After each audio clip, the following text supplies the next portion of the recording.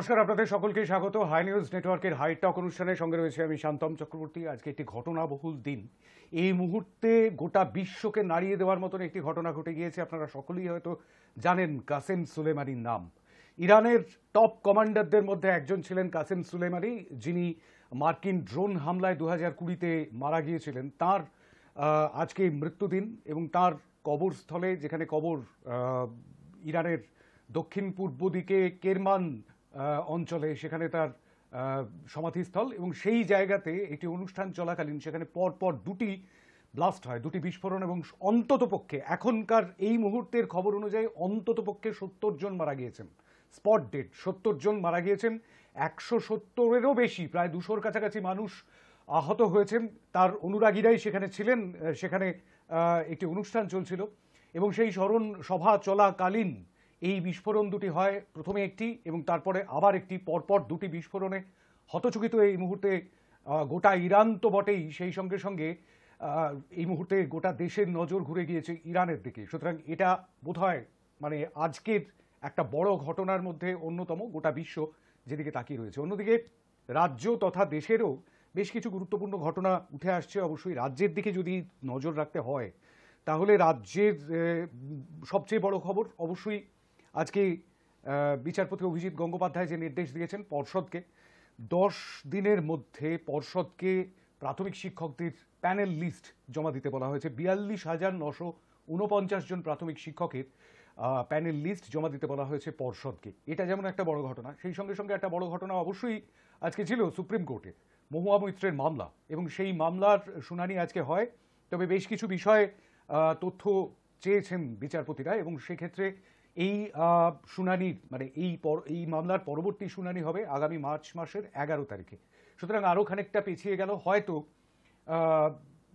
বলা যায় না অবশ্য কি হবে সুপ্রিম কোর্টে, কিন্তু হয়তো এই সংসদে আর এবারের মতন সাংসদ পদ ফিরে পেয়ে যাওয়াটা হলো না মহুয়া মৈত্রের, কারণ ফেব্রুয়ারিতেই তো বাজেট সেশন।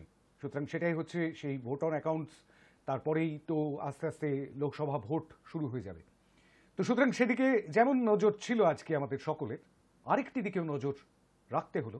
মনোরঞ্জন ব্যাপারীর সাংঘাতিক বিস্ফোরক মন্তব্য, সেই বিস্ফোরক মন্তব্য বেশ খানিকটা সরগরম রাখলো আমাদের।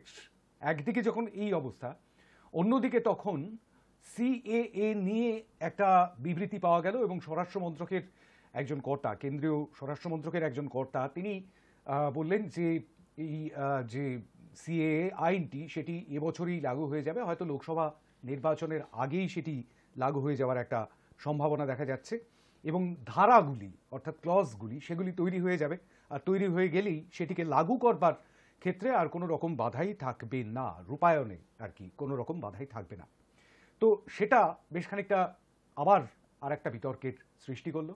আর তার থেকেও একটা বড় বিতর্ক রাজ্য রাজনীতিতে তৈরি হয়েছে। শুধুমাত্র রাজ্য রাজনীতি বলবো না, এটা দেশীয় রাজনীতিতে, জাতীয় রাজনীতিতেও একটা বিতর্কিত বিষয় তৈরি করেছে। গতকাল অধীর রঞ্জন চৌধুরী, যিনি প্রদেশ কংগ্রেসের সভাপতি, তার সাংবাদিক সম্মেলন, এবং সেই সাংবাদিক সম্মেলনে জোটের জটটা আরও পরিষ্কার করে বোঝা যাচ্ছে কি, অর্থাৎ নতুন বছরের, আমরা পুরনো বছরের শেষে জটের কথা বলেছিলাম, আবার নতুন বছরের গোড়াতেও, আজকে জানুয়ারি মাসের মাত্রই 3 তারিখ, অর্থাৎ মাত্র 3 দিন হলো বছরটা শুরু হয়েছে, আর তার মধ্যেই বিরোধী জোট যারা এবারের লোকসভা নির্বাচনে বিজেপি জোটের সঙ্গে লড়াই করতে তৈরি হচ্ছেন, তাদের মধ্যেকার ফাটলগুলো কি আরও বেশি করে নজরে পড়ছে, এই প্রশ্নটা কিন্তু উঠে আসছে। আর সেই সঙ্গে আরও অনেক প্রশ্নই উঠছে, সেই সব নিয়ে অবশ্যই কথা বলবো। কিন্তু তার আগে আমাদের অতিথিদের সঙ্গে, আমাদের সঙ্গে যারা আলোচক হিসেবে যোগ দিচ্ছেন তাদের সঙ্গে আলাপ করিয়ে দেওয়াটা দরকার। এই মুহূর্তে আমাদের সঙ্গে আলোচক হিসেবে যোগ দিয়েছেন তৃণমূল কংগ্রেসের যুব নেতা কৌশিক মাঝি, স্বাগত জানাই আপনাকে। আমাদের সঙ্গে রয়েছেন ভারতের জাতীয় কংগ্রেসের মুখপাত্র লিপিকা ঘোষ, স্বাগত জানাই আপনাকে। আমাদের সঙ্গে রয়েছেন ভারতীয় জনতা পার্টির মুখপাত্র অমলেন্দু দত্ত, স্বাগত জানাই আপনাকে। এবং আমাদের সঙ্গে যোগ দিয়েছেন রাজনৈতিক বিশ্লেষক জয়দেব ঘর, স্বাগত জানাই আপনাকে। আমি সকলের কাছেই যাব 2 মিনিটের আনইন্টারাপ্টেড পর্বে, কিন্তু আমাদের আলোচকদের বক্তব্য শোনার আগে আমি একটু রাজনৈতিক নেতৃত্বের বক্তব্যটা শুনতে চাইব। প্রথমে অধীর রঞ্জন চৌধুরী কি বলছেন শুনব। এখন অবস্থা তো জানেন আপনারা, বাংলায় কংগ্রেস লড়ছে তার মতন করে, তৃণমূল কোথায় আলোচনা করছে সেটা তৃণমূলের ব্যাপার। তৃণমূল বলে দিয়েছে দেশে তারা, রাজ্যে তারা নয়। অর্থাৎ আমাদের কিছু যায় আসে না। আমরা আমাদের প্রস্তুতি নিয়ে এগিয়ে চলেছি। কে আমাদের সবচেয়ে এলো গেল তার আমরা ধারধারি না। এই মুর্শিদাবাদ জেলায় তৃণমূলকে, বিজেপিকে একবার নয় বারবার আমরা হারিয়েছি, আবার হারাবো। জোটের কি কোনো সম্ভাবনা আছে? এগুলো জোটের সম্ভাবনা তো দিদি নস্বাত করে দিয়েছে। আপনার দিদির কথা শুনুন, বেশি করে তারা দেখতে পাবেন দিদি নিজেই জোট চাই না। বাংলার মুখ্যমন্ত্রী নিজে জোট চায় না, কারণ তার জোট করতে গেলে অসুবিধা আছে। তাকে যে কাজ দায়িত্ব দেওয়া হয়েছে সেই কাজে তাকে দোধ করতে দেওয়া অসুবিধা আছে তার। আমাদের কোনো আপত্তি নেই। এ বাংলায় কে এলো কে গেল তা নিয়ে আমাদের মাথা ব্যথা নেই। খুব আগেও বলেছি, আজও বলছি, এ বাংলায় কংগ্রেস তার নিজের ক্ষমতায় লড়বার ক্ষমতা রাখে। যেখানে আমাদের নিজের ক্ষমতা আছে সেখানে আমরা লড়বো, এটা স্পষ্ট কথা। যেখানে নিজেদের ক্ষমতা আছে সেখানে নিজেরা লড়বেন, অর্থাৎ সেখানে জোট হবে না, এরকমই কি ইঙ্গিত দিলেন অধীর চৌধুরী? সেক্ষেত্রে বাংলায় কি তাহলে তৃণমূল কংগ্রেস কিংবা বামেদের সাহায্য ছাড়াই লড়বে? লড়বার শক্তি তাদের আছে, অবশ্যই শক্তি আছে। বিজেপির বিরুদ্ধে লড়াই করবার মতন তৃণমূল কংগ্রেসের কাছে শক্তি আছে, কিন্তু অন্যত্র জোট হবে, বাংলায় জোট হবে না, এই ইঙ্গিত কি পাওয়া গেল?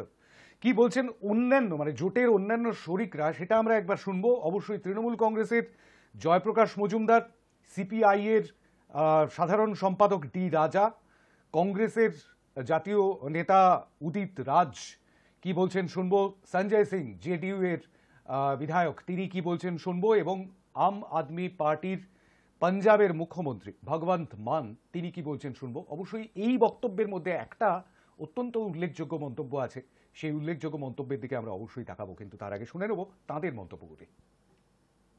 Both the parties are at present zero in West Bengal about their political situation, about their acceptability, about their position in assembly. They are zero. So, being zero, they may say something which does not mean that will affect the Bengal politics. Who stops BJP in West Bengal in 2021? They jointly helped BJP. They stopped Narendra Modi and Amit Shah combined. Political credit should go to Mamata Banerjee. I know that their very existence is in question. Political existence in West Bengal is in question. That's why I have started saying that if you add 0 plus 0, it remains 0. How Mamata Banerjee has destroyed? Mamata Banerjee has said precisely who is strong in which constituency they should fight. Now Adit Chaudhary has got two friends. On one side, one is BJP, another is CPM. So on their insistence, whatever he is saying, he has to prove it. In West Bengal, unfortunately, Adit Chaudhary's statement does not have any solid reality backing. We are part of India bloc, and we want the constituents of India bloc must work together and put up a collective fight against BJP in order to save the nation and in order to save the constitution. Of course, we are all independent political parties. TMC is an independent party. We are an independent party. We have our own independent ideological positions. So the India Alliance parties must try to understand and try to come together on certain accepted positions. It's a democratic kind of India Alliance. It's not that one party rule. They are free to say, but let me tell you as a rebuttal that if BJP is in existence in Bengal just because of TMC deeds, there cannot be 100% perfection. Of course, we are attempting, we are trying, a lot of journey has been done. We are trying. If some of the allies are still adamant not to cooperate, not to dethrone dictatorial regime, what to do? निश्चित तौर पर बनना, क्योंकि ऐसा काबिल है कौन यहाँ? कोई काबिल नहीं है। तो उनका विजन है, वो काम किए हैं, निश्चित तौर पर बनना चाहिए। देर तो बहुत हो गया, सीट शेयरिंग में भी देरी हो गई, समय पूरा बर्बाद हो गया। हाँ, तो अब आपको लगता है कि ये फैसला यदि लिया जा रहा है तो क्या वजह है इसकी? अब वो लोग जाने ना, फैसला पहले लेना चाहिए था ना। पहले लेते तो कुछ खेल और होता। अगला एनडीए सारा चीज तैयारी कर रहा, हम लोग बैठे हाथ पर हाथ रखे। ਪੰਜਾਬ ਤੇ ਦਿੱਲੀ 'ਚ ਮਾਂ ਆਪਣੇ ਬੱਚੇ ਨੂੰ ਦੁਨੀਆ ਦੀ ਸਭ ਤੋਂ ਛੋਟੀ ਕਹਾਣੀ ਸੁਣਾ ਸਕਦੀ ਹੈ, ਇੱਕ ਥੀ ਕਾਂਗਰਸ। ভগবন্ত মান বলছেন যে মা তার বাচ্চাদের একটাই সবচেয়ে ছোট একটা গল্প বলতে পারে, সেটা হচ্ছে এক থি কংগ্রেস। সুতরাং কংগ্রেসের সঙ্গে আম আদমি পার্টির যে সমস্যা, সেই সমস্যাটা যেমন বাইরে বেরিয়ে এসছে, ঠিক তেমনিভাবে কংগ্রেসের উদিত রাজ তিনিও বলেছেন যে পশ্চিমবঙ্গে বিজেপির যে বাড়বাড়ন্ত, সেই বাড়বাড়ন্তর জন্য তৃণমূল কংগ্রেস দায়ী। এই বক্তব্যগুলোর মধ্যে দিয়ে একটা বক্তব্য অবশ্যই চমকে দেওয়ার মতন, মানে সত্যি সত্যি সেই বিষয়টা আমাদের আলোচনাতেও অনেকবার এসছে, সেটা হচ্ছে যে অনেকটা দেরি হয়ে গিয়েছে, সিট শেয়ারিং এর জন্য দেরি হয়ে গিয়েছে। জেডিইউ এর সঞ্জয় সিং যেরকমটা বললেন, এবং তার সঙ্গে এটাও বললেন যে ওদিকে এনডিএ জোট অনেকটা এগিয়ে গেছে আর আমরা হাতে হাত রেখে এখনো পর্যন্ত বসে আছি। সত্যি সত্যি সেটাই কি এবারের লোকসভা ভোটে একটা ফ্যাক্টর হতে চলেছে? আমরা এই বিষয়টা নিয়ে আলোচনা করব। 2 মিনিট আনইন্টারাপ্টেড পর্বে যাব। অবশ্যই আমি শুরু করব জয়দেব ঘরকে দিয়ে। জয়দেব ঘর, 2 মিনিট আনইন্টারাপ্টেড আপনার। দেখুন, প্রথম কথা হচ্ছে জোট যখনই হবে, জোটের একটা অংশে জট আসবেই। জোট হবে অথচ জট হবে না, এটা হতে পারে না, বাস্তবসম্মত নয়। কারণ প্রত্যেকটা আঞ্চলিক দল তাদের নিজেদের স্বার্থ রক্ষা করার চেষ্টা করবে এবং তাদের অস্তিত্ব যাতে থাকে সেই চেষ্টা করবে। কিন্তু ঘটনাটা হচ্ছে দিনের শেষে জনগণ বা জনতা কি চাইছে।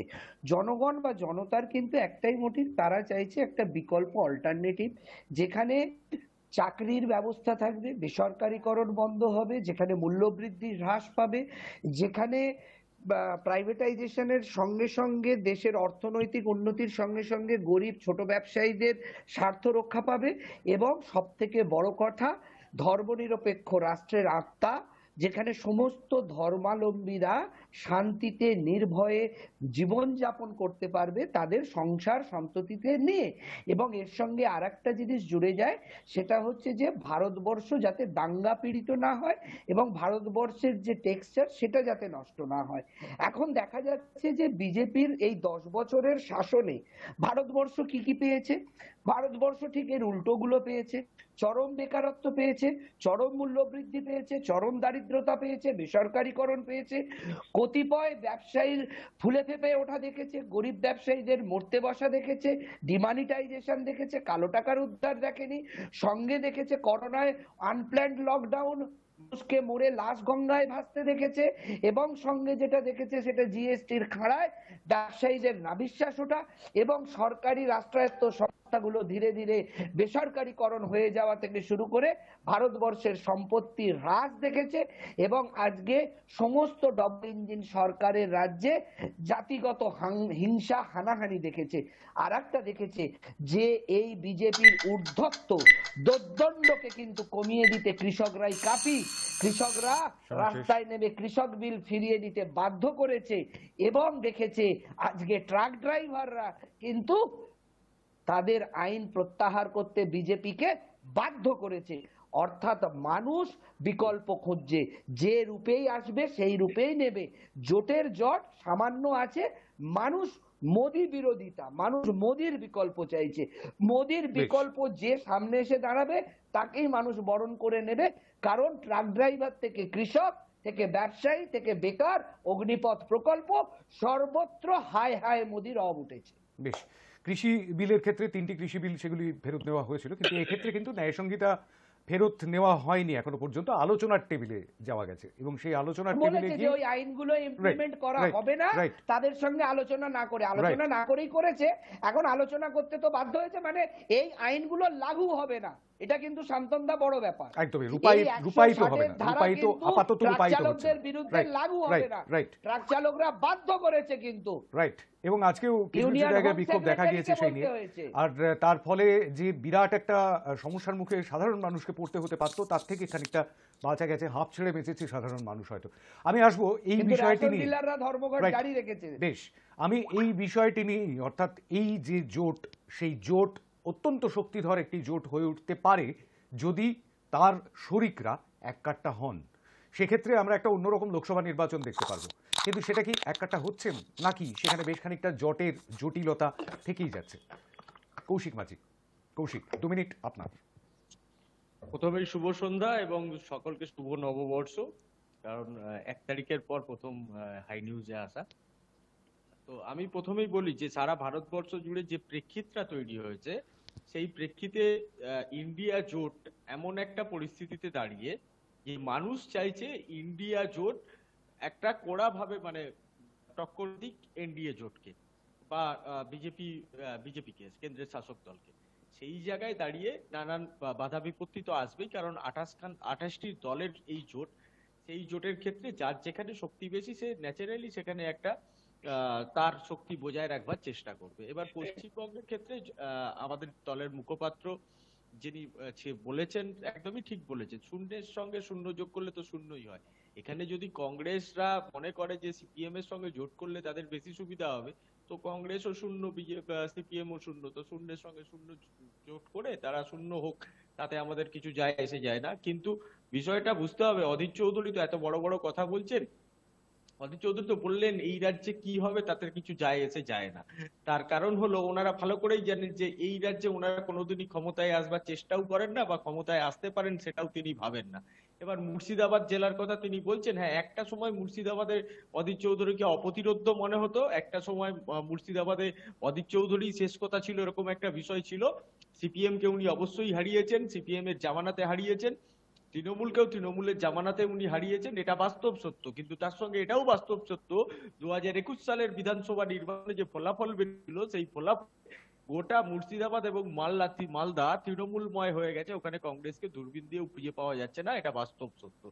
তো সেই জায়গা থেকে দাঁড়িয়েও তৃণমূল কংগ্রেসের পক্ষ থেকে বলা হয়েছিল কংগ্রেসের যে 2টি আসন রয়েছে মালদা এবং বহরমপুরে, সেই 2টি আসন কংগ্রেসকে ছেড়ে দেওয়া হবে, কিন্তু কংগ্রেস এটা মানতে চাইছে না। এবং সেই ক্ষেত্রে আমরা একটা জিনিস দেখেছি যে পশ্চিমবঙ্গে 42টি আসনে তৃণমূল পূর্ণ শক্তি নিয়ে বিজেপির মোকাবিলা করতে সক্ষম, এবং আমরা একটা ভালো জায়গাতে রয়েছি এই মুহূর্তে দাঁড়িয়ে রাজনৈতিক পজিশনালি। তো সেই জায়গা থেকে আমরা আমাদের জায়গা কেন স্যাক্রিফাইস করব? এবং সেখানে যেখানে আমরা সিপিএম কে হারিয়ে সিপিএম এর বিরোধিতা করে আমরা পশ্চিমবঙ্গে সিপিএম মুক্ত পশ্চিমবঙ্গ করতে পেরেছি, এখন এই কংগ্রেস এই সিপিএম এর সঙ্গে হাত মিলিয়েছে, তো সেখানে তো আমাদের রীতিতে বাদে। আর এই কংগ্রেসের সঙ্গে এই সিপিএম আবার দেখা যাচ্ছে কেরলে সরাসরি লড়াই করছে, তো কংগ্রেসেরও তো নীতিগত দিক থেকে অনেক প্রবলেম আছে। বাংলার ক্ষেত্রে একরকম ওরা নীতি নেবে, কেরলের ক্ষেত্রে একরকম নীতি নেবে, তো দুটো তো একসঙ্গে চলতে পারে না। সেই জায়গা থেকে এই ধরনের সমস্যাগুলো থাকবে। আপের সঙ্গে দিল্লি পাঞ্জাবে একটা সমস্যা আছে, তবে ওভারঅল যেহেতু মানুষের চাহিদা আছে ইন্ডিয়া জোটকে নিয়ে, তো তারপরেও আমি তো শান্তমদা বলতে পারি বিজেপি বিরোধী শক্তিগুলি যে যেখানে শক্তিশালী, সেই অনুযায়ী একটা জোটের একটা সম্ভাবনা আছে। কোনো কোনো রাজ্যে হয়তো সেটা বাস্তবায়িত হবে না, কিন্তু না হলেও সারা ভারতবর্ষে বিজেপি বিরোধী সিংহভাগ ভোটটাই কিন্তু ইন্ডিয়া জোটের পক্ষে আসবে এবং বিজেপি 2024 সালে হারে। বেশ, আমি আসবো অবশ্যই ক্রস ডিসকাশন পর্বে। আমি লিপিকা ঘোষের কাছে যাবো 2 মিনিটের জন্য। লিপিকা, প্রথমেই এই জোটকে এই নতুন বছরে স্বাগত জানিয়ে আমি মনে করি যে একটা জোট হতে গেলে অনেক রকম সমস্যা আসে, কারণ প্রত্যেকটা দলের আলাদা আলাদা ইডিওলজি আছে। সেটা এনডিএ জোটের ক্ষেত্রেও আপনারা যদি দেখেন, সেখানেও এতগুলো দল রয়েছে।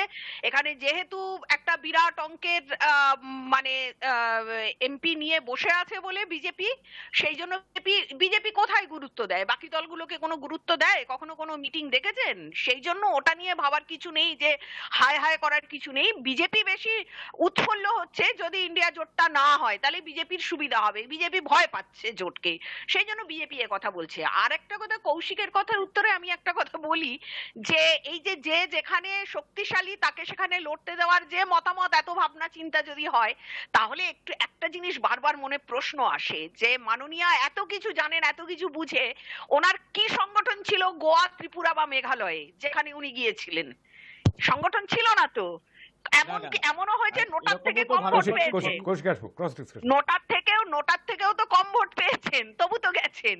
সেই জন্য একতরফা শুধু কংগ্রেসের কাছে চাইলে কি করে হবে? নিজেদের সেই জায়গাটা খোলা রাখতে হবে, এবং সেটাই আমাদের মাননীয় বিরোধী দলনেতা লোকসভার অধীর রঞ্জন চৌধুরী, সেটাই বা মাননীয় প্রদেশ কংগ্রেস সভাপতি অধীর রঞ্জন চৌধুরী সেটাই বলতে চেয়েছেন। নিশ্চয়ই নিজের সত্তাকে বিকিয়ে দিয়ে তো আমরা দাঁড়াবো না।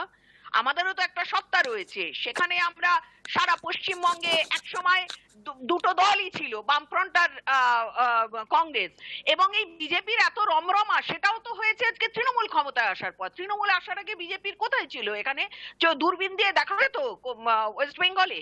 তাহলে এগুলো তো ভাবতে হবে। সেই জন্য কংগ্রেসকে ওই জায়গাটায় একদম খেলো করে দিলে তো হবে না। সেই জন্য কংগ্রেসের নিজস্ব ভাবনা চিন্তা আছে, এবং যদি লড়াই করতে হয়, যদি আমাদের দেখা যায় 1 থেকে 0 থেকে শুরু করতে হয়, তাতে কি আমরা ভয় পেয়ে পিছিয়ে যাব? না, আমরা শুরু করব না, আমরা ওখানেই দাঁড়িয়ে থাকবো? এটা কখনো হতে পারে না। সেজন্য আমরা আছি, আমরা মনে করি ভবিষ্যৎ জোটের ভবিষ্যৎ উজ্জ্বল, এবং মানুষ চাইছে বিজেপি বিরোধী একটা শক্তি আসুক। সেই শক্তি আমরা উপহার দিতে পারবো, আমরা সেই ভরসা বিশ্বাস রাখি। এবং আমি মনে করি সমস্ত যত আঞ্চলিক দলের যারা মাথারা রয়েছেন তারা অবশ্যই এই কথা মেনে নেবেন, এবং সবাই মিলে জোটবদ্ধভাবে আমরা লড়াই করব। বিজেপিকে হারাতে হবে ভারতবর্ষ থেকে। বেশ বেশ, কংগ্রেস মনে করছে, তৃণমূল মনে করছে, আমাদের রাজনৈতিক বিশ্লেষক তিনিও মনে করছেন যে শক্তিশালী হচ্ছে জোট, কিন্তু অমলেন্দু দত্ত অবশ্যই মনে করছেন না। এবং তারা একটু আগে যেরকম সঞ্জয় সিং জেডিইউ এর তিনি বললেন, বিধায়ক, তিনি বিধান পরিষদের সদস্য বিহারের, তিনি যেরকমটা বললেন যে এনডিএ জোট ওদিকে নিজেদের কাজ গুছিয়ে নিচ্ছে, কিন্তু আমরা হাতে হাত ধরে বসে আছি। ঠিক সেটাই কি ছবি আপনার চোখে? অমলেন্দু দত্ত, আপনার 2 মিনিট। হ্যাঁ, নমস্কার শান্তনুদা এবং হাই নিউজের সমস্ত দর্শক, আজকে যারা সন্ধ্যায় আমাদের সাথে যুক্ত হয়েছেন সবাইকে নমস্কার। সব থেকে ভালো লাগলো, কংগ্রেস বলুন, তৃণমূল বলুন, রাজনৈতিক বিশ্লেষক বলুন, সবাই বিজেপিকে নিয়েই চিন্তিত। এটার উত্তর একটাই, সবাই যখন চিন্তা করে তার মানে আমরা শক্ত জায়গায় আছি। এবং 2024-এ 400 লোকসভার সাংসদ আমাদের নতুন পার্লামেন্ট ভবনে শপথ নেবেন, এবং পশ্চিমবঙ্গ থেকে 35 জন সাংসদ নতুন পার্লামেন্ট ভবনে শপথ নেবেন, এটা নিশ্চিত। তার জন্যই বিরোধীরা এত চিন্তিত। আর এই যে জোট, সেটা জয়দেবদা তার কথাই বলেছেন, এটা জোট নয় জট। যেটা জোট হয়ে জন্য হচ্ছে না, জোট হলে জট তৈরি হয়। আমরা তো জানি জোট হলে জট তৈরি হয়।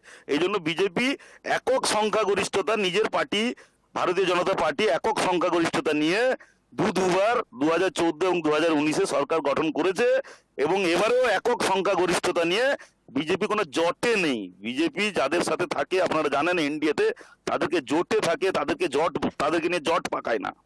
তারপরের কথা যেটা আমাদের তৃণমূলের বন্ধু বা লিপিকাদি বললেন, যে ওরা এই যে এবারে যে যারা বলছে আইডট কি সব করেছে, যে জোট নয় জট, যেটা তাদের কথায়, আমরা তো ঘোট বলি। তো এই জোট বা জট বা ঘোট এই ভোটে, এই 2024-এ এসব কিছু নেই। 2024-এ আগামী 22 তারিখ আপনারা জানেন মোদিজি অযোধ্যা থেকে ঘুরে গেছেন, প্রভু শ্রীরাম লালা ওখানে প্রাণ প্রতিষ্ঠা হবে, এবং পুরো গোটা ভারতবর্ষ রামময় হয়ে যাবে। প্রভু শ্রী রামচন্দ্রকে প্রতিষ্ঠা, সনাতনের জন্য, সনাতনকে প্রতিষ্ঠার পাওয়ার জন্য ভোট হবে মোদিজির। এটা তো ভগবানের ইচ্ছা, এটা তো উপরওয়ালা লিখে দিয়েছে 2024-এ 400-এর বেশি সিট আসবে। তো এবারে নিয়ে ভেবে লাভ নেই।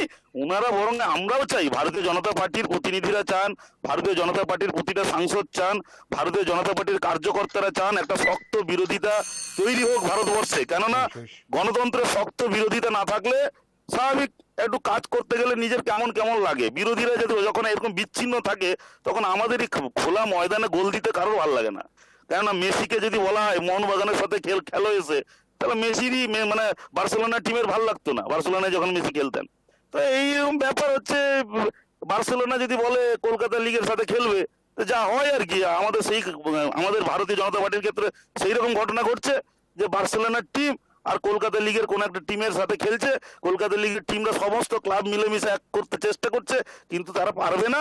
তারা এখন থেকে চেষ্টা করুক 2029-এ যাতে একটা সংঘবদ্ধ হয়ে শক্ত বিরোধিতা করতে পারে।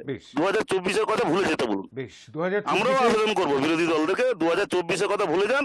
ভারতীয় জনতা পার্টি যে মার্গদর্শন দেখাচ্ছে, যে প্রভু শ্রীরামচন্দ্রকে নিয়ে আমরা যে এতদিনের সাধনা আমাদের প্রতিষ্ঠা পাচ্ছে, তাতে আপনারা বরং উদ্বুদ্ধ হয়ে ভারতীয় জনতা পার্টিকে সাপোর্ট করুন সবাই। বেশ বেশ, অমলেন্দু দত্ত বলছেন ভারতীয় জনতা পার্টি 400-র বেশি আসন নিয়ে এবার আসবে। দুটো প্রশ্ন থেকে যাচ্ছে, সেটা হচ্ছে, বলেছেন ফাঁকা মাঠে গোল দিতে পছন্দ করেন না।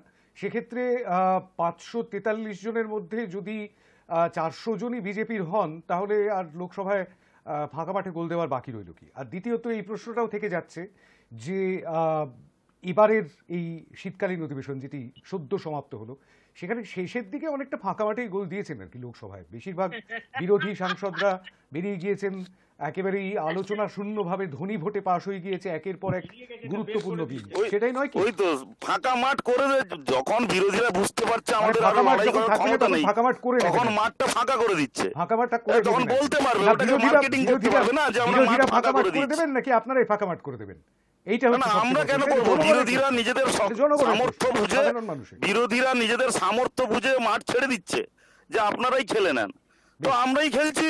ভারতীয় জনতা পার্টি এটা প্রভু শ্রীরামচন্দ্রের ইচ্ছাই হচ্ছে, এটা তো আমি প্রভুর ইতিমধ্যেই ইচ্ছা, আমাদের নিমিত্ত মাত্র। ইতিমধ্যেই আমাদের ক্রস ডিসকাশন আমরা শুরু তো হয়ে গিয়েছে। নিমিত্ত, আমি আসবো, আমি ক্রস ডিসকাশন, প্রভুর ইচ্ছাই হচ্ছে। বেশ বেশ বেশ, আমি ক্রস ডিসকাশনে আসবো। এটা একটা খুব গুরুত্বপূর্ণ বিষয় বলেছেন অমলেন্দু বাবু, অত্যন্ত একটি গুরুত্বপূর্ণ বিষয়ের অবতারণা করেছেন, এবং সেই সঙ্গে সঙ্গে আর শ্রীরামচন্দ্রের প্রতি যে ভাবাবেগ, সেই ভাবাবেগটিকেও আরেকবার উস্কে দিয়েছেন। আমি আসবো এই বিষয়টাতে, আমি আসছি।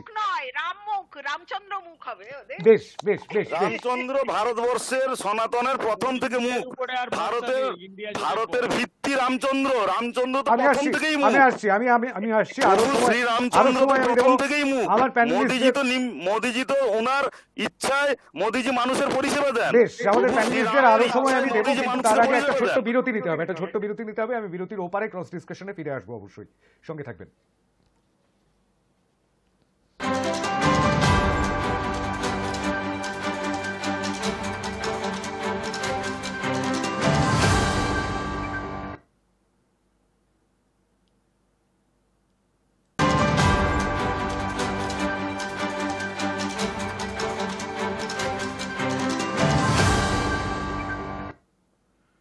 ফিরে এলাম বিরতির পর। আজকের হাইটক নিয়ে আমাদের যারা আলোচক হিসেবে উপস্থিত রয়েছেন, জয়দেব ঘর, লিপিকা ঘোষ, অমলেন্দু দত্ত এবং কৌশিক মাঝি, তাদের সকলকে আরও একবার স্বাগত। 2014 সালের ফলাফলটা হয়েছিল, বিজেপি 282টি আসন পেয়েছিল এককভাবে, 3টি আসন পেয়েছিল পশ্চিমবঙ্গে, 303টি আসন পেয়েছিল 2019-এ গোটা দেশে, এবং 18টি আসন জিতেছিল পশ্চিমবঙ্গে। এবারে পশ্চিমবঙ্গের টার্গেট 35, আর 400 পার হবে গোটা দেশে, এটাই হচ্ছে টার্গেট। এবার সেই টার্গেটটাকে রুখে দিতে পারে বিরোধী জোট, কিন্তু সেই বিরোধী জোটের মধ্যে কোথাও কোথাও অসঙ্গতি থেকে যাচ্ছে কি? হ্যাঁ, এটা খুব সত্যি কথা। প্রত্যেকটি দলের একটি নিজস্ব সংবিধান আছে, এবং সেই নিজস্বতা তারা বিসর্জন দিতে পারবেন না। কিন্তু নিজস্বতা যদি বিসর্জন না দেওয়া হয়, অনেকটা ব্যান্ডগুলো ভেঙে যাওয়ার কারণ, বাংলা গানের ব্যান্ড তো একসময় একটা খুব বড় একটা ক্রেজ তৈরি করেছিল, এবং সেই ব্যান্ডগুলোর ভেতরেও এই ব্যক্তিগত বিষয়গুলো, মানে দলকে না ভেবে, অর্থাৎ ব্যান্ডকে না ভেবে ব্যক্তিগত ক্ষেত্রটাকে বেশি করে মূল্য দেওয়া, ব্যান্ডগুলো ভেঙে যাওয়ার, অনেক বড় বড় ব্যান্ড ভেঙে গিয়েছে শুধুমাত্র এই কারণে। এই জোটের ভেতরেও কি এই নিজেদের দল, আমার দল, কিন্তু আমি আমার সেই জায়গাটা ছাড়তে পারছি না বলে এই সমস্যা? মালদা দক্ষিণ এবং বহরমপুর, এই দুটি আসনের কথা বলা হয়েছিল। এই দুটি আসনে একক ক্ষমতায় কংগ্রেস হয়তো জিততে পারে, কিন্তু শুধুমাত্র এই দুটি আসন ছাড়া অন্য 40টি আসনে কোথাও একক ক্ষমতায় বা জোটের ক্ষমতায় জিততে পারবে কিনা সেই অঙ্কটা কে বলে দেবে? এই অঙ্ক কষাগুলো এবং নিজেদের মধ্যে যে অঙ্কটা, সেই অঙ্কটাকে সরলীকরণ করা, এইটা কি একটা বড় ফ্যাক্টর হতে পারে? আমি জয়দেব ঘরের কাছে যাব, তারপর লিপিকা এবং কৌশিকের কাছে আসবো। জয়দেব। দেখুন, প্রথম কথা হচ্ছে, ভারতবর্ষে একটু আগে বিজেপির মুখপাত্র বলছিল নাকি জোটের জট ওনাদের নেই। তা ওনারা কি এনডিএ জটটা রেখেছেন না এনডিএ জটটা রাখেননি? এবং ওনারা যে আগে দুবার আমি বলছি আমরা জোট করি, জট করি না। আপনি উত্তরটা নেন, আপনারা জট পাকাচ্ছেন, আমরা জোট করি। এনডিএ গঠবন্ধন, ন্যাশনাল আমাদের ডেমোক্রেটিক অ্যালায়েন্স, আমাদের অ্যালায়েন্স বলতে পারবো না কেন? দাদা, আমাদের যারা নেই তারা নেই, আমাদের সংস্কারের সাথে যারা মিল, এই যে বললাম প্রভু রামচন্দ্রের সংস্কার, প্রভু শ্রী রামচন্দ্রের সংস্কারে যারা থাকতে পারবে না, প্রভু শ্রীরামচন্দ্র, শ্রীরামচন্দ্র তো এলো 2019-এর পরে। না, প্রভু শ্রীরামচন্দ্র ভারতবর্ষের ভিত্তি, এটাই তো ভুল, এটাই তো ভুল। প্রভু শ্রীরামচন্দ্র, এই যে আপনারা শ্রীরামচন্দ্র 2000 পরে আনেন, আরে প্রভু শ্রীরামচন্দ্র ভারতবর্ষের ভিত্তি, দাদা ভারতবর্ষের ভিত্তি। কেন সার্টিফিকেট দিলেন? মোদিজি পরিষেবা দিয়েছেন, মমতা এখানে স্কুল ব্যাগেও ছবি ছাপাই কেন? মমতা ব্যানার্জি স্কুল বাচ্চাদের স্কুল ব্যাগেও মমতা ব্যানার্জি বাচ্চাদের স্কুল ব্যাগেও ছবি ছাপাই কেন? বাচ্চাদের স্কুল ব্যাগেও ছবি ছাপাই না, নড়বে কেন? ওরা তো আস্থা নেই। মমতা ব্যানার্জি বিশেষ পোশাক বিশেষ সম্প্রদায়ের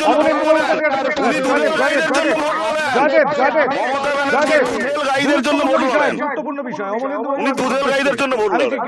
সেটা হচ্ছে যে স্কুল ড্রেসের যে বিশ্ব বাংলার লোগো, সেটা কি রাজনৈতিক কারণে বলে মনে করছেন? খাতায়, স্কুলের খাতায় তো মমতা ব্যানার্জির ছবি থাকে, বাচ্চাদের খাতায়, ক্লাস 5, 6, 7, 8 এর খাতা থেকে শুরু করে সমস্ত খাতায়।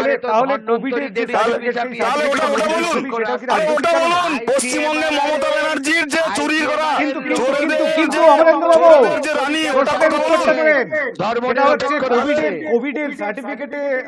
মোদীজি পরিষেবা দিয়েছেন, প্রধানমন্ত্রীর ছবি থেকেছে, এটা গর্ব করার বিষয়। চালের বস্তায় মোদীজি চাল দিয়েছেন, আপনারা বালু চুরি করেছে, বালু চুরি করে প্রেসিডেন্সি জেলে আছে। পার্থ চাকরি চুরি করেছে। কাকু কাকুর খবর কি? জোট নিয়ে আলোচনা করছি, আমরা জোটের বিষয়টা নিয়ে আলোচনা করছি এবং ভোটের বিষয়টা নিয়ে। সেটাই বলুন, আপনারা নিজেদের কথা বলুন, বিজেপির কথা বলতে গেলে কথা বলতে পারবেন না। বেশ আমি কৌশিক লিপিকার কাছে, মানে কথা বলতে দেবেন না, কথা বলতে পারবেন, কথা বলার জায়গা নেই তো। এক মিনিট, কথা বলার জায়গা নেই তো। এই তো জায়গা, এই তো জায়গা। রোহিঙ্গাদের জন্য জায়গা আছে। আপনাদের কথায় রোহিঙ্গারা থাকে, বিশেষ সম্প্রদায় থাকে, আপনাদের কথায় প্রভু শ্রীরামচন্দ্রের প্রতি কটাক্ষ থাকে। আমি চলে আসছি আমাদের দেশে না। শান্তনদা একটা বলি, আমাদের দেশে প্রভু রামচন্দ্র যতটা আদরণীয় বরণীয়, সেই রকম ভাবে বাকি ধর্মাবলম্বীদের ঈশ্বররাও ততটাই আদরণীয় পূজনীয়। আপনাদের মতন শুধু রামচন্দ্রের পুজো আমরা করি না, একদম বাকি ধর্মাবলম্বীদের তাদের ঈশ্বরকেও আমরা সম্মান ভক্তি আদর করতে চাই। সেটা কি অমলেন্দু দ্বারা জানে? আমি কৌশিকের বক্তব্য শুনবো। কৌশিক, আমি প্রথমেই বলি যে আমি কারোর বক্তব্যে ঢুকিনি, তাই আমি আমার বক্তব্যটা যখন রাখবো, কারো যদি বিরোধিতা করার থাকে আমার বক্তব্য শেষ হওয়ার পরে করবেন। বিষয়টা হলো, আজকের বিষয়টা জোট নিয়ে আলোচনা হচ্ছে এবং সেটা অবশ্যই এনডিএ বিরোধী জোট ইন্ডিয়া নিয়ে হচ্ছে। এবার এনডিএর বিরুদ্ধে লড়াই করতেও মানুষ দেখেছে যে জোট হিসাবে ইউপিএ ছিল, কিন্তু ইউপিএ নামটা উঠে গিয়ে ইউপিএ দলগুলো, ইউপিএ যেই দলগুলো ছিল তার থেকে বাইরে আরো অনেকগুলি দল জোটবদ্ধ হয়ে ইন্ডিয়া জোট তৈরি হয়েছে। তারা মূলত এই দেশের শাসক দল বিজেপি বিরোধী। এবার একটা কথা মাথায় রাখতে হবে, ভারতবর্ষের বিজেপি 2019 সালে যে ক্ষমতায় এসেছিল এবং তার আগে 2014 সালে যে ক্ষমতা ছিল, তারা অবশ্যই তাদের পার্সেন্টেজ বাড়িয়েছে। 2019 সালে তারা 38% ভোট পেয়ে ভারতবর্ষের ক্ষমতায় এসেছিল। বাকি 62% ভোট যারা বিজেপি বিরোধী মানুষ বা বিজেপির বিরুদ্ধে ভোটদান করেছিল, তারা বিভিন্ন দলকে ভোট দান করায়, যেহেতু দলগুলো জোটবদ্ধ ছিল না, তাই বিরোধী পার্সেন্টেজ ভোটটা ভাগ হয়ে যায় এবং সেখানে একটা অ্যাডভান্টেজ পেয়েছিল ভারতবর্ষের বিজেপি। আর পশ্চিমবঙ্গের ক্ষেত্রে এই যে লিপিকাদি বললেন যে পশ্চিমবঙ্গে বিজেপির বাড়বাড়ন্ত হয়েছে তৃণমূলের আমলে। এবার বিষয়টা হলো, পশ্চিমবঙ্গে 2011 সালে আমাদের কত ভোট পার্সেন্টেজ ছিল, 2016 সালে কত ছিল, 2014 সালে কত ছিল, 2019 সালে কত ছিল, 2021 সালে কত ছিল, যদি দেখেন আমাদের ভোট পার্সেন্টেজ 1-2% বেড়েছে, 1-2% কমেছে কখনো কখনো। কিন্তু কাদের ভোট পার্সেন্টেজটা এখানে একদম তলানিতে এসে ঠেকেছে? প্রথম কথা হলো, এখানে বামফ্রন্টের ভোট পার্সেন্টেজ একদম তলানিতে এসে ঠেকেছে, তার সঙ্গে কংগ্রেস বামফ্রন্টের সঙ্গে লড়তে গিয়ে তাদেরও একটা ভোট পার্সেন্টেজ এখানে এসে তলানিতে এসে ঠেকেছে এবং তাদেরই ভোটটা তো বিজেপি পাচ্ছে। এবং সেখানে তাহলে কারা পেছন থেকে সহযোগিতা করলো? আমি লিপিকা থেকে যদি প্রশ্ন করি যে তাহলে বিজেপিকে এখানে বাড়তে তো আপনাদের ভোটাররা ভোট দিয়েছে, বা আপনাদেরকে যারা ভোট দিত তৃণমূল বিরোধী হিসেবে তারাই আপনাদেরকে গিয়ে ভোট দিয়েছে। তো এই পশ্চিমবঙ্গে তৃণমূল কংগ্রেস 2019 সালের নির্বাচনেও বিজেপির থেকে ভোট পার্সেন্টেজেও এগিয়ে ছিল, সিটের ভিত্তিতেও বেশি ছিল, 22খানা সিট তৃণমূল কংগ্রেস একদম অঙ্কের হিসেব তাই। এবং তার সঙ্গে বলি 2021 সালের নির্বাচনে বিজেপি বলেছিল যে 2018 সালে ওরা স্লোগান দিয়েছিল 2019-এ সাপ 2019-এ হাফ 21-এ সাপ, সেটা কিন্তু ওরা করতে পারেনি। উল্টো দিকে তৃণমূল কংগ্রেস বরঞ্চ আরো শক্তিশালী ভাবে ফিরে এসছে 2021 সালের বিধানসভা নির্বাচনে। সেখানে কিন্তু বিজেপিকে সারা পশ্চিমবঙ্গে বিজেপি 200 পারের কথা বলেছিল, তারা 77-এ গিয়ে আটকে একদম ঠিক কৌশিক, কিন্তু মুশকিল হচ্ছে লোকসভার লড়াইটা একটু অন্যরকম। অবশ্যই লোকসভার লড়াই বিধানসভার লড়াই আলাদা। 34 থেকে আপনারাও 18 22-এ এসেছে। পশ্চিমবঙ্গের ক্ষেত্রে একটা মিল কোথায়, তার কারণ হলো আমরা লোকসভার লড়াইটাও ধর্মনিরপেক্ষ দল হিসাবে লড়ি, একটা বিভাজনকারী দলের বিরুদ্ধে, এবং লোকসভার ভোটটাও তাই হিসাবেই লড়ি। এবং তৃণমূল কংগ্রেস বিজেপির বিরোধিতার জায়গায় লোকসভাতেও যে এজেন্ডা নিয়ে লড়ে, বিধানসভায় সেই এজেন্ডা নিয়ে লড়ে।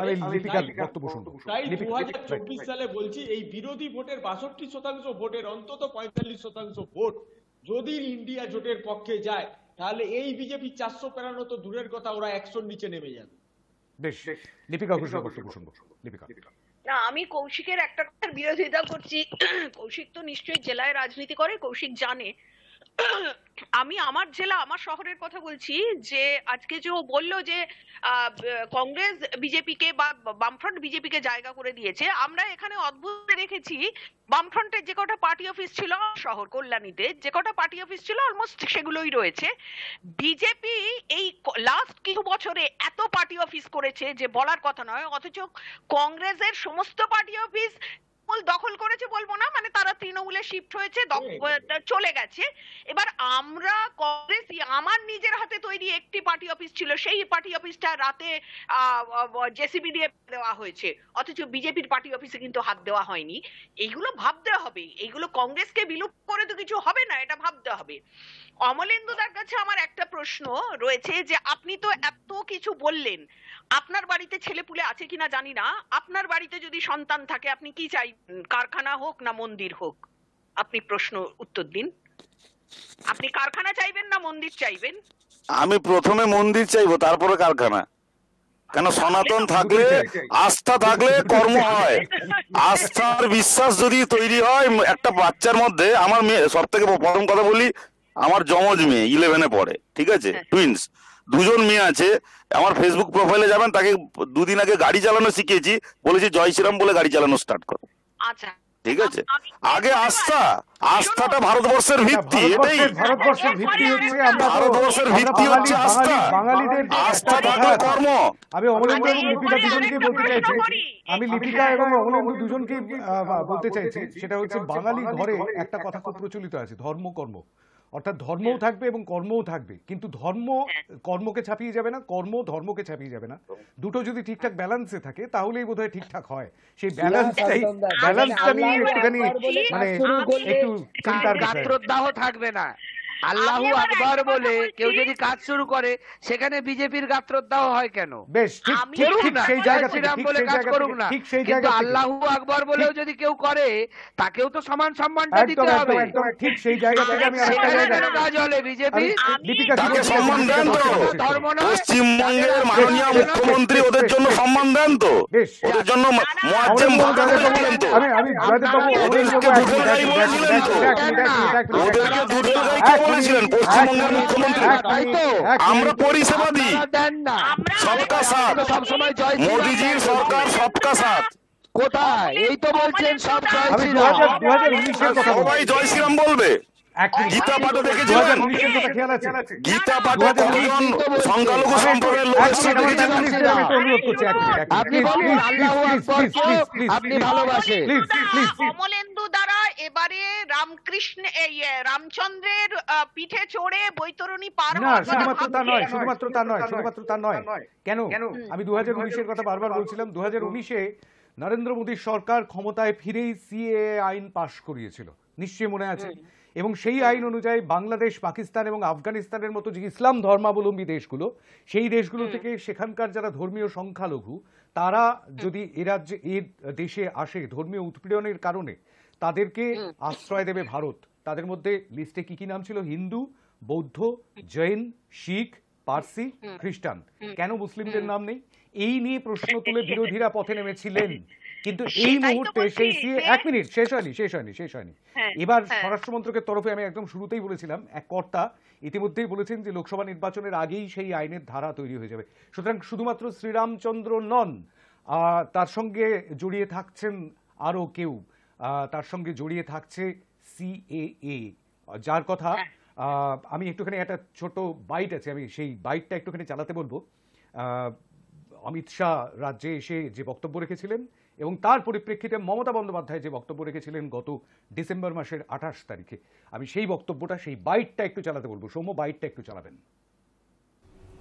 पश्चिम बंगाल में भारतीय जनता पार्टी की सरकार बनने का मतलब है शरणार्थी जो आए हैं उनको सीए के माध्यम से नागरिकता दे देंगे। और दीदी कई बार हमारे शरणार्थी भाइयों को गुमराह कर रही कि सीए होगा नहीं होगा, कानून बनाकर रुक गए। आज मैं आप सबके सामने कहकर जाता हूं, सीए इस देश का कानून है, इसको कोई रोक नहीं सकता, सबको नागरिकता मिलने वाली है। ये हमारी पार्टी का कमिटमेंट है। जो भाई आसपास के राज्यों से प्रताड़ित होकर यहां आए हैं, उनको धर्म परिवर्तन की धमकी देकर भगाया गया है, उनके सम्मान की, उनके मान की, इनकी संपत्ति की, उनके अच्छे जीवन की रक्षा करना हर हिंदुस्तानी का फर्ज है और ये होकर रहेगा। दीदी आप चिंता मत। 2023 শেষ লগ্নে বঙ্গ সফরে এসে 24-এর ভোটের দামামা বাজিয়ে ফের সিএএ চালু করার প্রতিশ্রুতি দিয়ে গিয়েছেন কেন্দ্রীয় স্বরাষ্ট্রমন্ত্রী অমিত শাহ। এবার লোকসভা ভোটের আগেই দেশ জুড়ে চালু হতে পারে সিএএ বলে দাবি করলেন স্বরাষ্ট্র মন্ত্রকের এক আধিকারিক। দাবি পিটিআই সূত্রে। ওই সূত্রের দাবি, আইনের ধারা তৈরি হয়ে যাবে। একবার ওই ধারা তৈরি হয়ে গেলেই আইনটি কার্যকর করা যেতে পারে এবং যোগ্যদের ভারতীয় নাগরিকত্ব দেওয়া যেতে পারে। তিনি আরও জানান, লোকসভা ভোট ঘোষণার আগেই তৈরি হয়ে যাবে এই ধারা। 2015-র আগে প্রতিবেশী দেশ থেকে আসা অমুসলিম শরণার্থীদের দেওয়া হবে নাগরিকত্ব। নাগরিকত্ব পাবেন হিন্দু, শিখ, জৈন, বৌদ্ধ, পার্সি ও খ্রিস্টান শরণার্থীরা। 2019-এর 12ই ডিসেম্বর রাষ্ট্রপতির স্বাক্ষরের পর সিএএ আইন হয়, কিন্তু 4 বছর পর এখনো তার প্রশ্ন সেটাই। 2019 থেকে 4 বছর চলে গিয়েছে। এটা 2023 পেরিয়ে আমরা 2024-এ চলে এসেছি, কিন্তু প্রতি 6 মাস অন্তর ওই আইনের ধারা তৈরির জন্য অতিরিক্ত সময় চাওয়া হয়েছে স্বরাষ্ট্র মন্ত্রকের তরফে। এবার উঠে পড়ে লাগা হয়েছে কেন্দ্রের তরফে যে সিএএ লাগু করতেই হবে যেভাবেই হোক নির্বাচনের আগে। এটার পেছনেও কি সেই আসছি এক এক করে আসবো সবার কাছে। এক্ষেত্রেও কি সেই ভোটের কথা মাথায় রেখেই, অর্থাৎ বেশ কিছু সংখ্যালঘু এক এক করে আসবো সবার কাছে, এক্ষেত্রেও কি সেই ভোটের কথা মাথায় রেখেই এই বিষয়টিকে যত তাড়াতাড়ি সম্ভব লাগু করবার কথা ভাবা হচ্ছে? বেশ, আমি অমলেন্দু দত্তকে দিয়েই শুরু করছি। 1 মিনিট আনইন্টারাপ্টেড আপনার, অমলেন্দু। সিএ লাগু হবে সেটা স্বয়ং স্বরাষ্ট্রমন্ত্রী, হোম মিনিস্ট্রি থেকে যখন বলা হচ্ছে তখন তো আর এরপরে কোশ্চেন থাকতেই পারে না। সিএ হবে সমস্ত শরণার্থী যারা আছেন, যারা ভারতবর্ষে শরণ নিতে চান, যারা এখানে আতঙ্কবাদী হতে আসবেন তাদেরকে বাধা দেওয়া হবে। তার জন্য পশ্চিমবঙ্গে আমরা তো চাই বিজেপির কার্যকর্তারা সিএ এর সাথে এনআরসিও লাগু হোক। এনআরসি লাগু করে যারা এখানে আতঙ্কবাদী, যারা এখানে, আমার কথাটা শেষ করতেন আনইন্টারাপ্টেড লিপিকা দিয়ে, আমরা সিএ তে সবসময় স্বাগত। এনআরসি, সিএ এর সাথে এনআরসিও চালু হবে পশ্চিমবঙ্গে, সেটাই বিজেপির, ভারতীয় জনতা পার্টির কার্যকর্তাদের দাবি। এবং এখানে চিহ্নিত করতে হবে যে লক্ষ লক্ষ ভোটার বর্ডার এরিয়ার বিধানসভাগুলোয়, বর্ডার এরিয়ার লোকসভাগুলোয় ঢুকে পড়েছে প্রতিবেশী রাষ্ট্র থেকে, আর এখানে জেহাদি করছে, এখানে বোম ফাটাচ্ছে, এখানে আতঙ্কবাদী তৈরি করছে, তাদেরকে চিহ্নিতকরণ করা হবে। এটাও বিজেপির কার্যকর্তাদের দাবি। তার সাথে এই কাজটাও করতে হবে। ধন্যবাদ 1 মিনিটের মধ্যে শেষ করার জন্য। লিপিকা ঘোষ, 1 মিনিট আনইন্টারাপ্টেড আপনার। কৌশিক আসছি। না, আমার অদ্ভুত লাগে যে একটা জিনিস চিন্তা করুন তো, একটু কিছুদিন আগেই তো 4-5টা রাজ্যে ভোট হয়ে গেল, সেগুলোও কিছু সীমান্তবর্তী রাজ্য আছে, কেন সেখানে এনআরসি সিএ এর কথা বলা হয় না? রাজস্থানে কেন বলা হলো না? মিজোরামে কেন বলা হলো না? কেন পশ্চিমবঙ্গ, কেন আসাম, কেন ত্রিপুরা, বাকি রাজ্যগুলোতে নয় কেন? সেখানে কেন সিএ এনআরসির কথা একবারও কারোর মুখে, না অমিত শাহ, না নরেন্দ্র মোদী, না কোনো লোকাল লিডারের মুখে শোনা গেল? এখানে কি চালাকি তার মানে হচ্ছে? আর একটা কথা বলবো, আমি এটা বলতে বাধ্য হচ্ছি যে শুধুমাত্র মন্দির ধুয়ে জল খাইয়ে কি মানুষকে বাঁচিয়ে রাখবেন? 2 কোটি চাকরির কথা কোথায় আপনাদের ভোটের আগে দিয়েছেন? 2 কোটি চাকরি ব্ল্যাক মানি কোথা থেকে এসছে আনতে পেরেছেন? ডিমনিটাইজেশনের ফলে সেই 2000 টাকার নোট কোথায় গেল? এর উত্তর আপনাদের দিতে হবে। শুধুমাত্র অযোধ্যার রাম মন্দির দিয়ে চলবে না, রাম মন্দির ধুয়ে কেউ জল খাবে না, রাম মন্দিরের সামনে বসে ভিক্ষা করবে। চাকরি দিতে হবে, চাকরির কথা বলতে হবে। মানুষ চাকরি চাইবে, ভাত চাইবে। এখনো পর্যন্ত ভারতবর্ষে বহু মানুষ আছে যারা রাত্রিবেলা ভাত না খেয়ে ঘুমোতে যায়, সেই মানুষগুলোকে বাঁচাতে হবে। খুব সংক্ষিপ্ত হলেও একটা প্রসেসন থাকবে। কৌশিক বাজির কাছে যাবো, আনইন্টারাপ্টেড 1 মিনিট। কৌশিক, প্রথমেই বলি যে এই দেশের দোর্দণ্ড প্রতাপ 56 ইঞ্চির প্রধানমন্ত্রী, ছাতিবালা প্রধানমন্ত্রী, এবং তার সঙ্গে তার দোর্দণ্ড প্রতাপ ভাই স্বরাষ্ট্রমন্ত্রী অমিত শাহ 8 মাস ধরে দেশের একটি অঙ্গরাজ্য মণিপুরে ক্রমাগত হিংসা চলছে, নারীরা নির্যাতিত হচ্ছে, বহু মানুষের প্রাণহানি হচ্ছে। 8 মাস ধরে এই অঙ্গরাজ্যকে তারা সব শান্ত করতে পারলো না এবং ব্যর্থ। তাদের মুখে সিএ নিয়ে মানায় না। আমার কাছে বক্তব্য হচ্ছে, যে নাগরিকদের ভোট নিয়ে আমরা ভোটে জিতে আপনি প্রধানমন্ত্রী হলেন, স্বরাষ্ট্রমন্ত্রী হলেন, এখন তারা নাগরিক কি নাগরিক নয় সেই পরিচয়টা বড় হয়ে দাঁড়ালো। এবার বিষয়টা হলো যে জেহাদি টেহাদি বলছেন না, এসব জেহাদি টেহাদি বুঝিয়ে লাভ নেই। সারা পশ্চিমবঙ্গ, আসাম, ত্রিপুরা এই সমস্ত রাজ্যগুলোতে গেলে, বর্ডার লাগোয়া যদি আপনি রাজ্যগুলোতে যান, সেখানে মূলত হিন্দুরাই প্রবেশ করেছে এবং হিন্দু বাঙালিরাই প্রবেশ করেছে। এই বিজেপি হলো বাঙালি বিরোধী, এই বিজেপি হলো ভারতবর্ষের বাঙালিদের শেষ করে দিতে চায়, এই বিজেপি হিন্দুত্ব চালাতে চায়। তাই এই বিজেপি এনআরসির কথা বাংলায় এসে বারবার করে বলে, আসামের বাঙালিদের এরা জেল খাটায়।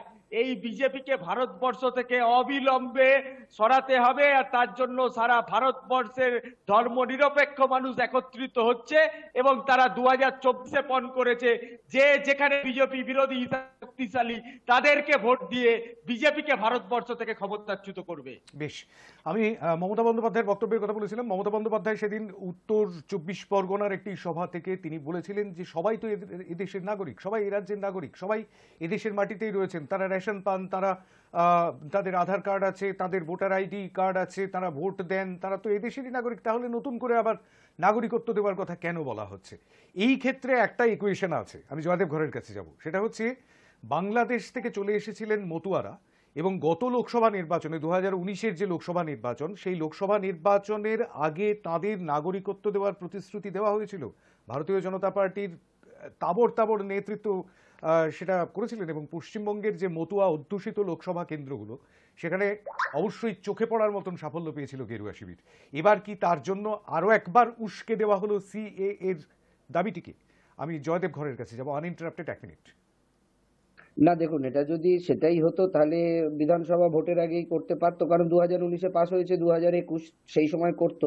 বিজেপি এটা তুরুপের তাস রেখে দিয়েছিল, কারণ জানে মোদি ম্যাজিক শেষ, মোদি ম্যাজিক আর নেই।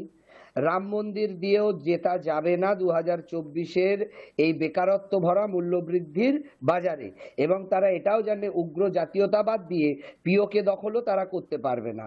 অতএব পিওকে দখলের মাধ্যমে আগেরবারে যেটা পুলওয়ামা কাণ্ড দিয়ে করেছিল, এবারে পিওকে দখল করে বা ডোকলামের যে ব্যর্থতা সেটা ঢাকা যাবে না এবং পিওকে দখল হবে না। রাম মন্দির ধুয়েও কিন্তু এবারে ভোট জেতা যাবে না। তাহলে হিন্দু ভোট ব্যাংকটাকে কি করে পোলারাইজ করা যাবে? তারা খুব ভালো করে জানে সিএ ধারা লাগু হবার সাথে সাথে সারা দেশ জুড়ে সংখ্যালঘু ভাইরা গর্জে উঠবে এবং সংখ্যালঘু ভাইরা পথে নামবে এবং তীব্র প্রতিবাদ হবে এবং তীব্র আন্দোলন গঠিত হবে। তখনই কিন্তু তারা মানুষকে সামনে দেখাতে পারবে, দেখো মুসলিম ভাইরা হিন্দু ভাইদের বিরোধী, হিন্দু ভাইদের আসতে দিচ্ছে না বলে হিন্দু মুসলিমের কার্ডটা খেলবে। কারণ মোদি ম্যাজিকে তো জিততে পারবে না। হিন্দু মুসলিমের মধ্যে যে বিভেদ সেটাকে আরো প্রকট করে ফাটলটা দেখিয়ে তারা বলবে যে হিন্দু ভাইরা এক হও, যাতে করে হিন্দু ফ্র্যাগমেন্টেড যে ভোট ব্যাংক সেটা যাতে কনসলিডেট হয়।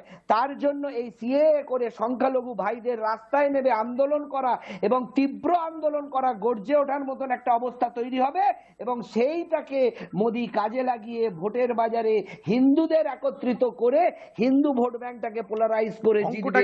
এটাই হচ্ছে সার্বিক ছক। জাতীয়তাবাদ আমি অমরেন্দ্র কাছে যাবো, অঙ্কটা কি সেরকমই চরম বেকারত্ব। এই বিষয়টিকে সামনে আনা কি ভোটের কথা মাথায় রেখে এবং একটা বিভেদ তৈরি করে দেওয়ার জন্য যাতে ফায়দা তুলতে পারে বিজেপি? অমলেন্দু, খুব সংক্ষেপে, হ্যাঁ, খুব কম সময় রয়েছে। দেখুন, একটা কথা, বিজেপি এবারে 2024-এ 50%-এর বেশি ভোট পাবে। কৌশিক দেও তার পূর্ববর্তী বক্তব্যে বলেছেন যে বিরোধী জোটরা চেষ্টা করছে 45% ভোট পাওয়ার জন্য। আমরা জানি আপনারা বিরোধী জোটরা 45%-এই আটকাবেন, আর বিজেপি 55%-এর বেশি ভোট পাবে। বিগত দুটো যে মোদিজির সরকার 2014 আর 2019-এ যে পরিষেবা, করোনা কালে যে মানুষকে পরিষেবা, এবং এই যে 80 কোটি মানুষকে আজকে খাদ্য দ্রব্য দেওয়া হচ্ছে পয়সায়, এই পরিষেবার জন্য এই 80 কোটি মানুষকে 5 কেজি করে খাদ্য দ্রব্য দেওয়া হচ্ছে, তার জন্য ভোট হবে। আর রামচন্দ্র আমাদের আস্থা। আর একটা কথা লাস্ট বলছি, এই যে আজকে এত বড় বড় কথা বলছেন, মমতা ব্যানার্জি পার্লামেন্টে কাদের বিরোধিতা করেছিলেন? বাংলাদেশ থেকে অনুপ্রবেশকারী ভোটারদের বিরোধিতা পার্লামেন্টে এমপি থাকাকালীন মমতা ব্যানার্জি প্রথম করেছিলেন পশ্চিমবঙ্গে সিপিএম এর সরকারের সময়। ওই দিনটা কথা বলতে যাচ্ছেন আপনারা। মমতা ব্যানার্জি কোন ভোটারদের ভুয়ো ভোটার বলেছিলেন পার্লামেন্টে? মমতা ব্যানার্জি কোন ভোটারদের ভুয়ো ভোটার বলেছিলেন?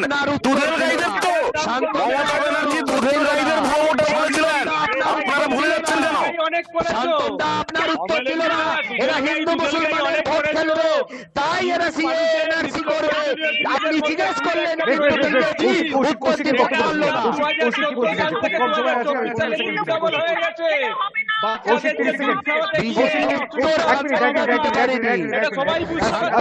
বিজেপি উত্তর কিন্তু দিল না, গুলিয়ে পার করে দিল। দিলেন না, কিন্তু গুলিয়ে পার করে দিল মতন শুনতে লাগলো আর কি। কিন্তু আমি কৌশিক মাঝি 30 সেকেন্ডের বক্তব্য শুনবো, এটা অপোজিশনের বক্তব্য শোনা দরকার।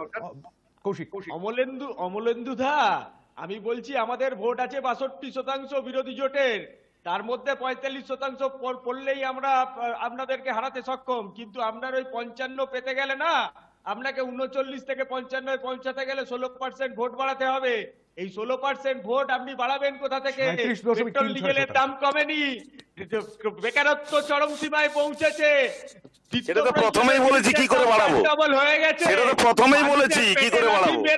39 থেকে 55 পৌঁছানো যাবে না। 39 ওই অযোধ্যায় 22 তারিখের পরে দেখবেন, অযোধ্যায় 22 তারিখে প্রাণ প্রতিষ্ঠার পরে দেখবেন। অযোধ্যার কথা আমরা সবাই জানি। শ্রীরামচন্দ্রই বাড়াবেন, প্রভু শ্রীরামচন্দ্রই বাড়াবেন। চাই মানুষের কর্মসংস্থানের কথা কেন প্রধানমন্ত্রীর মুখে নেই? আমি লাস্ট বক্তব্য দিচ্ছি, বলতে পারছে না। লাস্ট বক্তব্য দিচ্ছি লিপিকা ঘোষ। লাস্ট বক্তব্য লিপিকা ঘোষ 30 সেকেন্ড। ভাত থাকলে ধর্মাচরণ হয় না। কৌশিক 1 মিনিট। লিপিকা ঘোষ 30 সেকেন্ড। হলো জুমলাজি বা মোদিজি পাস হইল না, কারণ পাস করতে গেলে দিতে হবে, কর্মসংস্থান করতে হবে, তাই মোদিজি পাস হইল না। ওনার অমলেন্দুদার ক্যালকুলেশন গুলিয়ে গেল, মোদিজি পাস হইল না, এটাই হবে এবারে। বেশ, আমি জানি না ঠিক কি হবে, কারণ মধ্যপ্রদেশে যা হয়েছে, রাজস্থানে যা হয়েছে, ছত্তিশগড়ে যা হয়েছে তাই হবে। বিধানসভা নির্বাচন, লোকসভা নির্বাচনে ঠিক কি হবে সেদিকে আমাদের অবশ্যই তাকিয়ে থাকতে হবে। তার মধ্যে আমাদের আলোচনা অনেকবারই চলবে, অনেক জল্পনা কল্পনা তৈরি হবে এবং অনেক কিছু, অনেক দিশা, নতুন ভাবে দিশাগুলো খুলে যাবে। অনেক ধন্যবাদ আজকের আলোচনায় উপস্থিত হওয়ার জন্য কৌশিক মাঝি, অনেক ধন্যবাদ লিপিকা ঘোষ, অনেক ধন্যবাদ অমলেন্দু দত্ত এবং অনেক ধন্যবাদ জয়দেব ঘরকে। আমাদের আলোচনার মধ্যে থেকে কোনো একটা নিষ্পত্তিতে উঠে আসবো এরকম কোনো বিষয় থাকে না, কিন্তু বিষয়টা হচ্ছে এরকমটাই যে বেশ কিছু নতুন দিশা চোখের সামনে ফুটে ওঠে। এবারের লোকসভা নির্বাচনে রামলালার মন্দির উদ্ঘাটন, সেটা যেমন একটা ইস্যু হতে চলেছে এবারে, মানে ইস্যু হয়ে গিয়েছে ইতিমধ্যেই সেই বিষয়টি, এবং সেই সঙ্গে সঙ্গে হিন্দু ভোটের পোলারাইজেশন, এবং সেই হিন্দু ভোটের পোলারাইজেশনটিকে মাথায় রেখে ফের সিএএ এর দাবি, সিএএ অর্থাৎ প্রান্তিক মানুষদের যাতে একত্রে নিয়ে আসা যায় এবং সেক্ষেত্রেও একটা মেরুকরণ তৈরি করা যায় নতুন করে। সেটা শুধুমাত্র পশ্চিমবঙ্গের নিরিখে নয়, গোটা ভারতবর্ষেই তো লাগু হবে, কিন্তু পশ্চিমবঙ্গের ক্ষেত্রে সেটার ক্ষেত্রে টার্গেট আলাদা। আর এই সমস্ত টার্গেটের মধ্যেই পশ্চিমবঙ্গে 35 আসনের টার্গেট মাথায় রয়েছে গেরুয়া শিবিরের, সেই সঙ্গে সঙ্গে দেশে 400+ অর্থাৎ 400-র উপর আসনের টার্গেট রয়েছে। সেই সঙ্গে সঙ্গে স্বয়ং প্রধানমন্ত্রী নরেন্দ্র মোদী, যিনি তৃতীয়বার প্রধানমন্ত্রী হওয়ার দাবিদার, তিনি স্বয়ং বলে দিয়েছেন যে 50% ভোট চাই গোটা দেশে।